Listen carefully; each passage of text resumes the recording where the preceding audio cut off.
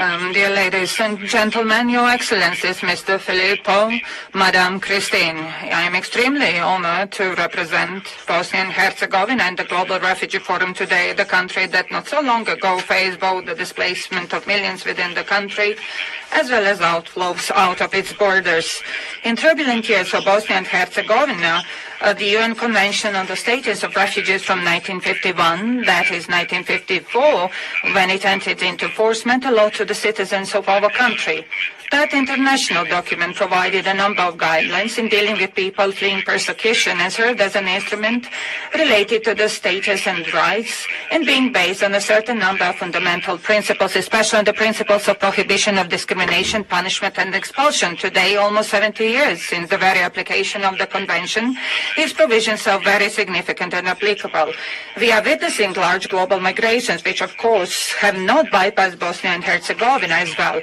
I am honored that from this venue today, as the Minister for Human Rights and Refugees, I can send affirmative messages about what we as a country have undertaken in terms of fulfilling our obligations under the Convention and its protocol from 1967, at the time when we too found ourselves hit by numerous migrants who were arriving and are still arriving to BiH in search of a safer life for themselves and their families. In this regard, I would like to point out that more than 70,000 migrants passed through Bosnia and Herzegovina this year alone.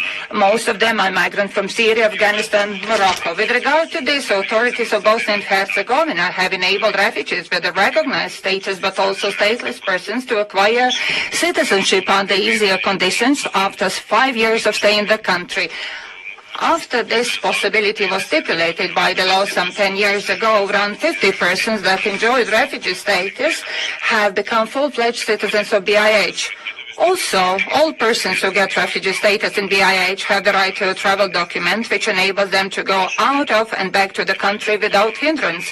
At the previous Global Refugee Forum in 2019, Bosnia and Herzegovina decided to expand rights also to persons that have subsidiary protection status recognized. In terms of this, I wish to inform you about steps we have undertaken to implement these commitments, namely migration and asylum strategy and action plan and envisage introduction of the right to family reunification and the right to a travel document for persons under subsidiary protection. BiH amendments to the asylum law are planned in 2024, which law would stipulate the rights also for this category of persons. Following the approval of candidate status for EU membership, the asylum area has been recognized among 14 priorities that our country needs to fulfill in the process of European integration. In terms of this, the recommendation by the European Commission is that it is necessary to ensure efficient coordination of border management and migration management capacity at all levels and to ensure the functioning of the asylum fields. And finally, as the Minister for Human Rights and Refugees, I wish to express my gratitude to you and High Commissioner for Refugees as well as the government of the Swiss Confederation for their support to date